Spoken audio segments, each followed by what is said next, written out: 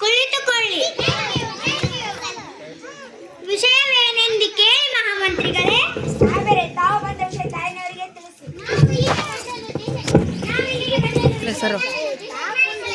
ಯಾವ ವಿಷಯ? ನೀ ಎಲ್ಲಿ ಬರ್ತಿ?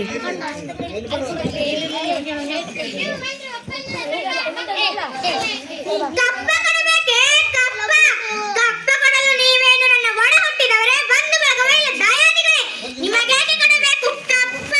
ಕಿತ್ತೂರನ್ನು ಕಟ್ಟಿದವರೇ, ಬೆಳೆಸಿದವರೇ, ಕಿತ್ತೂರಿನ ಸುಖ ದುಃಖಗಳಲ್ಲಿ ಭಾಗಿಯಾದವರೇ, ನಿಮಗೇಕೆ ಕೊಡಬೇಕು ಕಪ್ಪ? ವ್ಯಾಪಾರದ ನೆಪದಲ್ಲಿ ಕಡಲಾಚೆಯಿಂದ ಬಂದ ನಿಮಗೆ ನೆಲೆ ನೀರಿನ ಸ್ಥಳ ಕೊಟ್ಟವರು ನಾವು.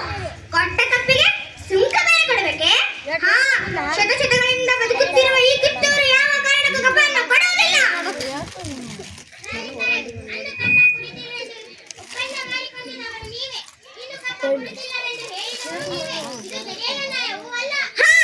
ಜಾಗ ಕೊಟ್ಟರೆ ಜಾಗವೇ ನಮ್ಮನೆಂದು ಬೊಂಬೆ ಹಾಕುವ ಆಪೆ ಬಾಯಿಗಳು ನೀವು.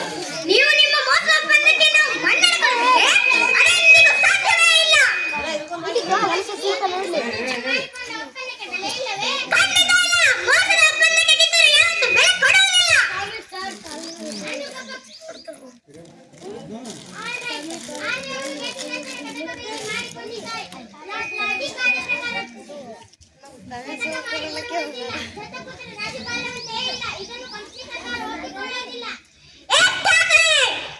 ಬಿಗಿ ಹಿಡಿದು ಮಾತನಾಡು. ನಮಗೆ ಆಜ್ಞೆ ಮಾಡಲು ಯಾರು ನೀರು?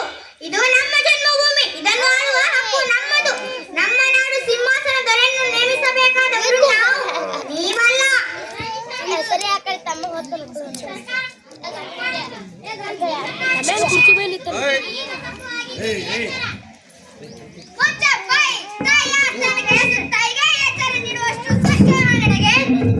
ಇಲ್ಲಿ ಕಟ್ಟಡ ಮಾಡುವ ಅಧಿಕಾರವಿರುವುದು ನಮಗೆ, ನಿಮಗಲ್ಲ.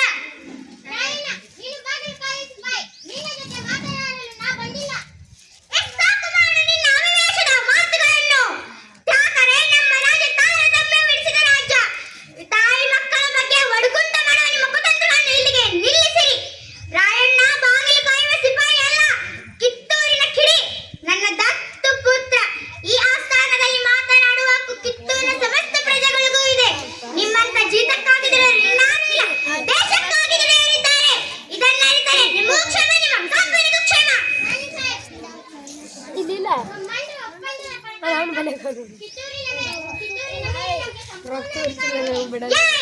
ಅಧಿಕಾರ ಚವಾಯಿ